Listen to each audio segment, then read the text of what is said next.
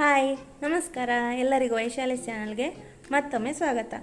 ಇವತ್ತು ಮಗಳನ್ನು ಬೆಳಗ್ಗೆನೇ ಸ್ಕೂಲಿಗೆ ಕಳಿಸಿ ಆಯಿತು, ಹಸ್ಬೆಂಡನ್ನು ಆಫೀಸ್ಗೆ ಕಳಿಸಿ ಆಯಿತು. ಇವಾಗ ನಾನೊಬ್ಬಳೇ ಇದ್ದೀನಿ ಮನೇಲಿ. ಇನ್ನಿವಾಗ 10:10 ಆಗ್ತಾ ಬಂತು. ಮಧ್ಯಾಹ್ನಕ್ಕೆ ಅಡುಗೆ ಎಲ್ಲ ಆಗಬೇಕಷ್ಟೇ. ಇವಾಗೆಲ್ಲ ಶುರು ಮಾಡ್ತಾಯಿದ್ದೀನಿ. ನಾನು ಒಬ್ಬಳೇ ಇರುವಾಗ ಮನೆಯಲ್ಲಿ ಏನೇನು ಮಾಡ್ತೀನಿ ಅಂತ ಚಿಕ್ಕದಾಗಿ ಒಂದು ವ್ಲಾಗ್ ಮಾಡೋಣ ಅಂತ ಅಂದ್ಕೊಳ್ತಾ ಇದ್ದೀನಿ. ಬನ್ನಿ ವಿಡಿಯೋನ ಶುರು ಮಾಡೋಣ. ಮೇಲೆ ಒಂದೆರಡು ಹೂ ಸಿಗುತ್ತೆ, ಕೊಯ್ಕೊಂಡು ಬರೋಣ. ನಮ್ಮ ಟೆರೆಸ್ ಗಾರ್ಡನಲ್ಲಿ ಒಂದಷ್ಟು ಗಿಡಗಳನ್ನು ಮಾಡಿದ್ದೇವೆ.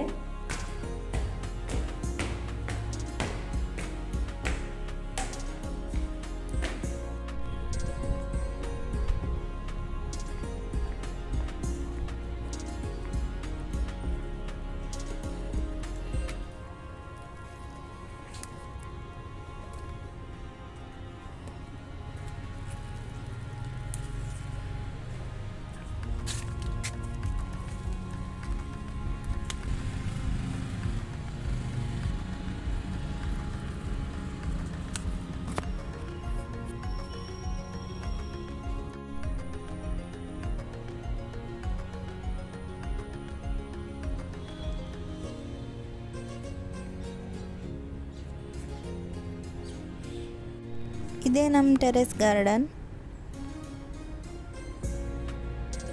ಇವಾಗ ಅನ್ನಕ್ಕೆ ಇಡ್ತಾ ಇದ್ದೀನಿ. ಯೂಶ್ವಲಿ ಕುಚ್ಚಲಕ್ಕಿ ಗಂಜಿನೇ ಮಾಡ್ತೀನಿ. ಅದರಲ್ಲಿ ಗಂಜಿ ಇರುತ್ತಲ್ವ, ಅದು ಆರೋಗ್ಯಕ್ಕೆ ತುಂಬ ಒಳ್ಳೆಯದು ಅಂತ. ಮತ್ತು ಯಾವಾಗಾದರೂ ಒಂದೊಂದು ಸರ್ತಿ ಬೇಜಾರಾದರೆ ವೈಟ್ ರೈಸ್ ಇಡ್ತೀನಿ ಅಷ್ಟೇ. ಅನ್ನಕ್ಕೆ ಇಡ್ತಾ ಇದ್ದೀನಿ. ಈ ಕುಕ್ಕರಲ್ಲಾದರೆ ನಾನು ಯೂಶ್ವಲಿ ಇಂಡಕ್ಷನಲ್ಲೇ ಅನ್ನ ಇಡೋದು.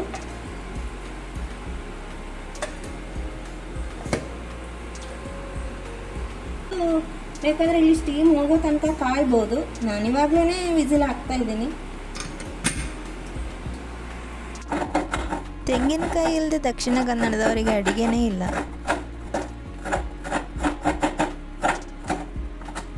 ತರಕಾರಿ ತೊಳೆದಿಟ್ಕೊಂಡಿದ್ದೀನಿ. ಬದನೆಕಾಯಿನ ಕಟ್ ಮಾಡ್ಕೊಳ್ತಾ ಇದ್ದೀನಿ. ಅದರಲ್ಲಿ ಕೆಲವೊಂದು ಸಲ ಹುಳ ಇರುತ್ತೆ. ಈ ಥರ ಕಟ್ ಮಾಡಿಕೊಂಡು ಒಂದು ಪಾತ್ರೆಗೆ ನೀರು ಹಾಕಿ ಅದಕ್ಕೆ ಸ್ವಲ್ಪ ಉಪ್ಪು ಹಾಕ್ಕೊಳ್ತಾ ಇದ್ದೇನೆ. ಈ ಹೋಳುಗಳನ್ನು ಆ ನೀರಿಗೆ ಹಾಕ್ಕೊಳ್ಳೋದು. ಒಂದು 1/4 ಗಂಟೆ ಈ ಥರ ನೀರಲ್ಲಿ ಹಾಕಿಡಬೇಕು. ಆವಾಗ ಅದರಲ್ಲಿರೋ ಒಗರೆಲ್ಲ ಬಿಟ್ಕೊಳ್ಳುತ್ತೆ. ಇವಾಗ ಹಾಗಲಕಾಯಿ ಪಲ್ಯ ಮಾಡೋದಕ್ಕೆ ಕಟ್ ಮಾಡ್ಕೊಳ್ತಾ ಇದ್ದೀನಿ. ಅದರೊಳಗಡೆ ಬೀಜನ ತೆಗೆದು ಸಣ್ಣದಾಗಿ ಹೆಚ್ಚಿಕೊಳ್ಳುವಂಥದ್ದು.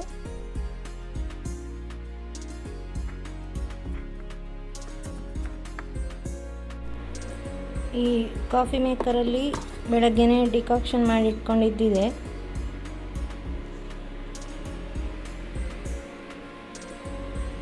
ಹೇಗೂ ಹಾಲು ಕುದೀತಾ ಇದೆ.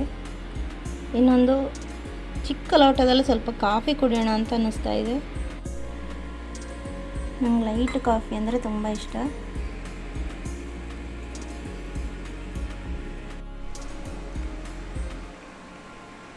ಚೆನ್ನಾಗಿದೆ.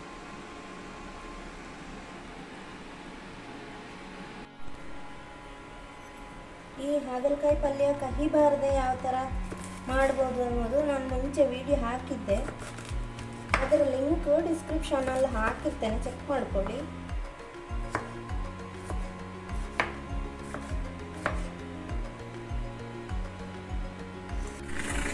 ಅನ್ನ ಇವಾಗ ವಿಸಿಲ್ ಆಯಿತು. ಇನ್ನೊಂದು ಸ್ವಲ್ಪ ಹೊತ್ತು ಬಿಟ್ಟು ಪುನಃ ಇಡಬೇಕಾಗುತ್ತೆ. ವಿಸಿಲ್ ಮಾಡದೇ ಇದ್ದರೆ ಈ ಥರ ಆಚೆ ಬೀಳೋದನ್ನು ಅವಾಯ್ಡ್ ಮಾಡ್ಬೋದು. 10 ನಿಮಿಷ ಬಿಟ್ಟು ಮತ್ತೆ ಆನ್ ಮಾಡೋದು. ಇವಾಗ ಕೋಸಂಬರಿ ಮಾಡೋಣ.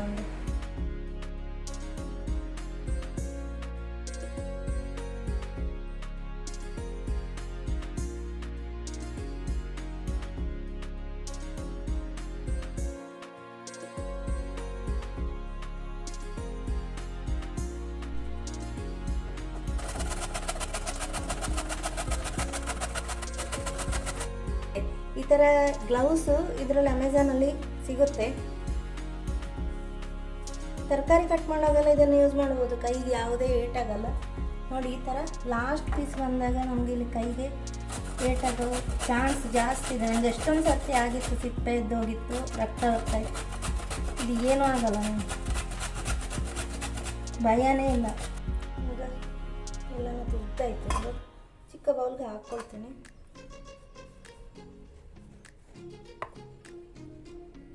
ಇವಾಗ ಒಂದು 2 ಹಸಿಮೆಣಸನ್ನು ಈ ಥರ ಕಟ್ ಮಾಡಿ ಹಾಕ್ಕೊಳ್ತೀನಿ. ಕಾಯಿ ತುರಿ, ನಿಂಬೆಹಣ್ಣಿನ ರಸ,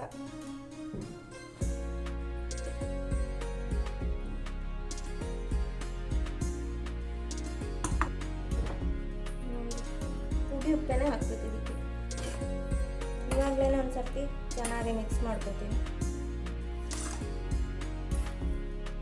ಇದು ನೋಡಿ, ಇದು ಚೆನ್ನಾಗಿನ ಒಗ್ಗರು ಬಿಟ್ಟಿದೆ. ಇವಾಗ ಕಲರ್ ಕಾಣಿಸ್ತಾ ಇದೆ, ಒಗ್ಗರು ಬಿಟ್ಟಿದೆ. ಈ ನೀರನ್ನು ಚೆಲ್ಬಿಟ್ಟು 1-2 ಸರ್ತಿ ಚೆನ್ನಾಗಿ ತೊಳೆದು ನೀರು ಹಾಕಿ ಬೇಯೋದಕ್ಕೆ ಇಡೋದು. ಇದಕ್ಕೆ ನೀರು ಹಾಕ್ತೀನಿ. ಒಂದು 2-3 ಸಲ ಹುಳನ ಚೆನ್ನಾಗಿ ತೊಳೆದಿದ್ದೆ. ಸ್ವಲ್ಪ ಅರಿಶಿನ. ಇದು ಹೋಳಲ್ಲಿ ಈ ಥರ ಕಾಣಿಸ್ತಾ ಇರೋದು, ಅದು ಚೆನ್ನಾಗಿ ಬಲ್ತಿದೆ ಬದನೆಕಾಯಿ. ಅದಕ್ಕೆ ಕಪ್ಪಾಗಿ ಬೀಜಗಳು ಕಾಣಿಸ್ತಾ ಇರೋದು. ಅದು ಸ್ವಲ್ಪ ಉಪ್ಪು, ಸ್ವಲ್ಪ ಬೆಲ್ಲ.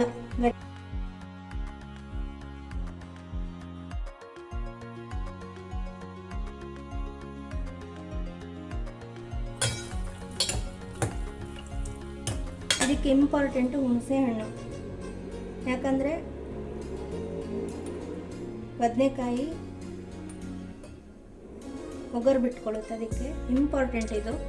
ಬದನೆಕಾಯಿ ಬೇಯಿಸುವಾಗ ಹುಳಿ ಹಾಕಲೇಬೇಕು.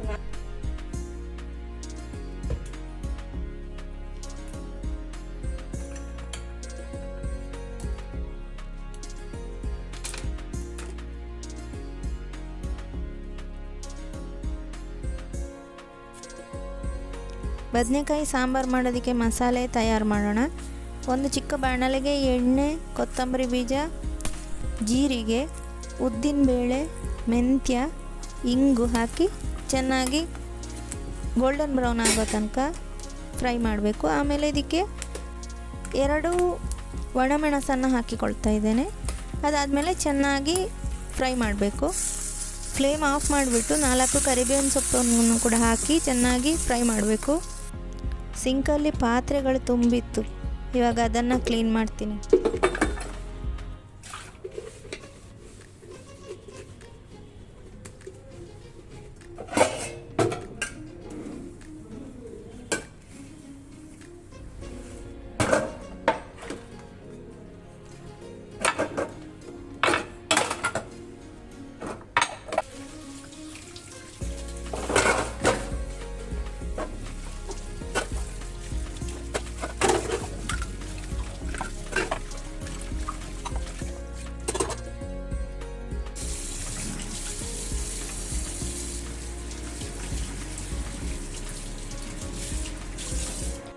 ಇವಾಗ ಒಂದು 1/4 ಗಂಟೆ ಆಯಿತು. ಅದು ನಿಮಿಷಕ್ಕೆ ಇನ್ನೊಂದು ವಿಸಿಲ್ ಬರೋಷ್ಟು ಆಗುತ್ತೆ. ಅಷ್ಟರಲ್ಲಿ ಚೆನ್ನಾಗಿ ಬೆಂದಿರುತ್ತೆ. ಆಮೇಲೆ ತೋರಿಸ್ತೀನಿ ಯಾವ ಥರ ಬೆಂದಿರುತ್ತೆ ಅಂತ. ಹೋಳು ಬೇಯುವಾಗಲೇ ಹುಳಿ ಹಾಕಿರೋದ್ರಿಂದ ಹುಳಿನ ಕಲರು ಏನು ಕಪ್ಪಾಗಿಲ್ಲ. ಆ ಹುಳಿ ಹಾಕಿಲ್ಲ ಅಂದರೆ ಮಾತ್ರ ಫುಲ್ಲು ಹೋಳುಗಳು ಕಪ್ಪಾಗಿರುತ್ತೆ. ಇನ್ನಿವಾಗ ಇದಕ್ಕೆ ತೆಂಗಿನಕಾಯಿ ಮತ್ತು ಮಸಾಲೆ ಎಲ್ಲ ರುಬ್ಬಿ ಸೇರಿಸ್ಬೋದು. ಹೋಳು ಸರಿಯಾಗಿ ಬೆಂದಿದೆ.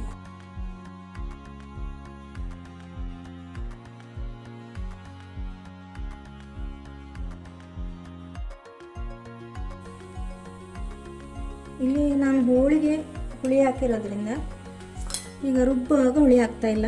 ಇಲ್ಲಾಂದರೆ ಹೋಳಿಗೆ ಹುಳಿ ಹಾಕಿಲ್ಲ ಅಂದರೆ ನಾನು ಇವಾಗ ರುಬ್ಬುವಾಗ ತೆಂಗಿನಕಾಯಿ ಜೊತೆ ಸೇರಿಸ್ತೀನಿ. ಇವಾಗ ಹುರಿದಿಟ್ಟ ಮಸಾಲೆನೂ ಸೇರಿಸ್ಕೊಳ್ಳೋಣ.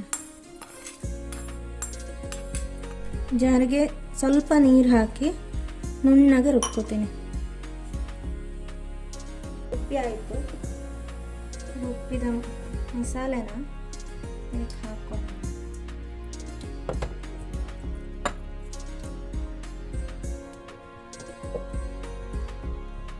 ಇವಾಗ ಒಂದು ಸರ್ತಿ ಮಿಕ್ಸ್ ಮಾಡಿಕೊಂಡು ಟೇಸ್ಟ್ ನೋಡ್ಕೊಳ್ಬೇಕು. ಉಪ್ಪು ಏನಾದರೂ ಕಡಿಮೆ ಇದೆಯಾ ಅಂತ.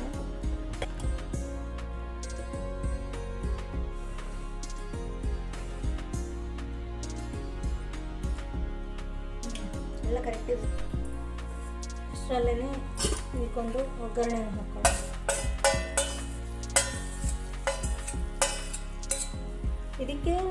ಎಣ್ಣೆ, ಸಾಸಿವೆ, ಒಣಮೆಣಸು, ಕರಿಬೇವಿನ ಸೊಪ್ಪು ಹಾಗೂ ಸ್ವಲ್ಪ ಇಂಗು ಕೂಡ ಹಾಕಿದ್ದೀನಿ. ಈ ಮುಚ್ಚಿಡೋಣ ಅಷ್ಟು. ಸಾಂಬಾರು ಕುದಿಯೋದಕ್ಕೆ ಸ್ಟಾರ್ಟ್ ಆಯಿತು. ಚೆನ್ನಾಗಿ ಒಂದು ಸರ್ತಿ ಕುದಿಯೋ ಅಷ್ಟು ಬಿಡ್ತೀನಿ, ಆಮೇಲೆ ಒಂದು ಒಗ್ಗರಣೆ ಹಾಕಿದ್ರೆ ಸಾಂಬಾರು ರೆಡಿ. ಚೆನ್ನಾಗಿ ಕುದಿ ಬಂತು. ಇವಾಗ ಇದಕ್ಕೆ ಒಗ್ಗರಣೆನ ಹಾಕ್ತೀನಿ. ಒಂದು 2 ಕಡ್ಡಿ ಕೊತ್ತಂಬರಿ ಸೊಪ್ಪನ್ನು ಹಾಕಿದ್ದೆ, ಅದು ಟೇಸ್ಟ್ ಇನ್ನೂ ಚೆನ್ನಾಗಾಗುತ್ತೆ. ಇನ್ನು ಫ್ಲೇಮ್ ಆಫ್ ಮಾಡಿಬಿಟ್ಟು ಮುಚ್ಚಿದ್ರೆ ಸಾಂಬಾರು ರೆಡಿ. ನೋಡಿ, ಅದು ವಿಸಿಲ್ ಆಗಿದ್ದಕ್ಕೆ ಈ ಥರ ಆಚೆ ಎಲ್ಲ ಬಂದಿದ್ದು, ಇಲ್ಲಾಂದರೆ ಚೆನ್ನಾಗಿರುತ್ತೆ.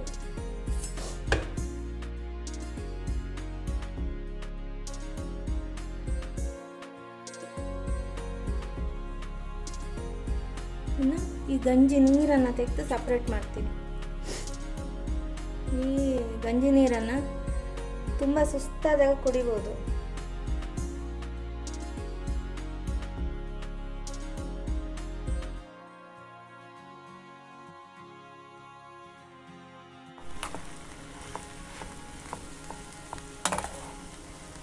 ಅಲ್ಲೇ ಕೂಡ ರೆಡಿ ಆಯಿತು. ಇನ್ನು ಊಟ ಮಾಡೋದಷ್ಟೇ ಬಾಕಿ.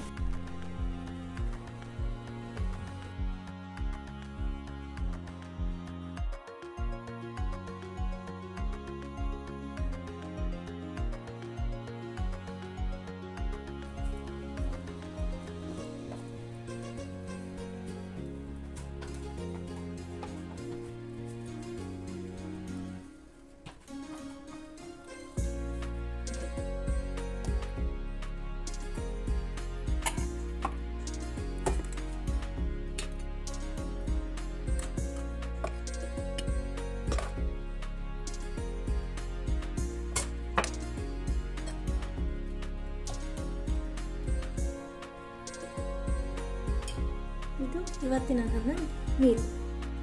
ಬಟ್ಟೆನ್ ಬಟ್ಟವರ ಮಾವಿನ ಮಡಿ ಉಪ್ಪಿನಕಾಯಿ.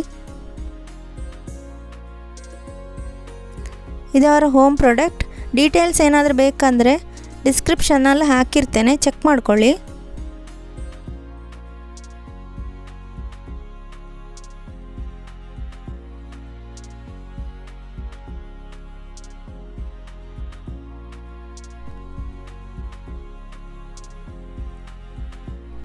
ದಕ್ಷಿಣ ಕನ್ನಡದಲ್ಲಿ ಮಾತ್ರ ನಿಮಗೆ ಉಪ್ಪಿನಕಾಯಿಗೆ ಎಣ್ಣೆ ಹಾಕದೆ ಉಪ್ಪಿನಕಾಯಿ ತಯಾರಿಸ್ತಾರೆ.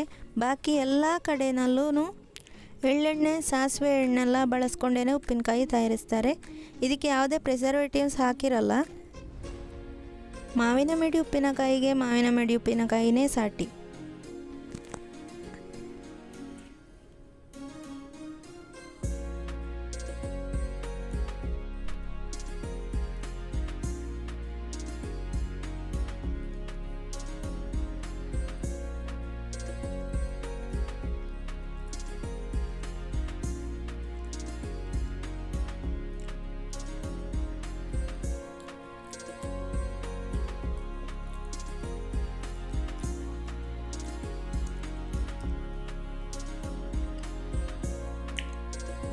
ಸೂಪರ್.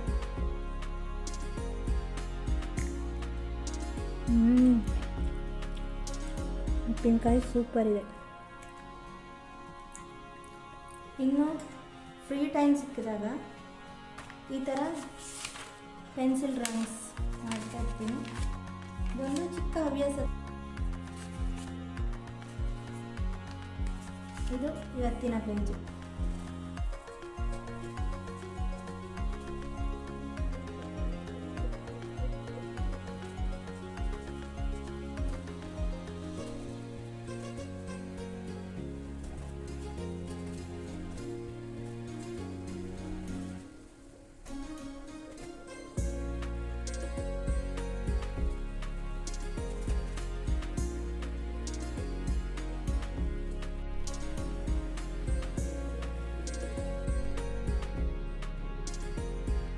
ಇದು ಇವತ್ತಿನ ನನ್ನದೊಂದು ಚಿಕ್ಕ ವ್ಲಾಗು. ವಿಡಿಯೋ ಇಷ್ಟವಾದರೆ ವಿಡಿಯೋನ ಲೈಕ್ ಮಾಡಿ. ಚಾನಲನ್ನು ಸಬ್ಸ್ಕ್ರೈಬ್ ಮಾಡದೆ ನೋಡ್ತಾ ಇರೋರಿದ್ದರೆ ಪ್ಲೀಸ್ ಚಾನಲನ್ನು ಸಬ್ಸ್ಕ್ರೈಬ್ ಮಾಡಿ, ಸಪೋರ್ಟ್ ಮಾಡಿ. ವಿಡಿಯೋ ನೋಡಿದ್ದಕ್ಕಾಗಿ ಧನ್ಯವಾದಗಳು. ಬಾಯ್ ಬಾಯ್.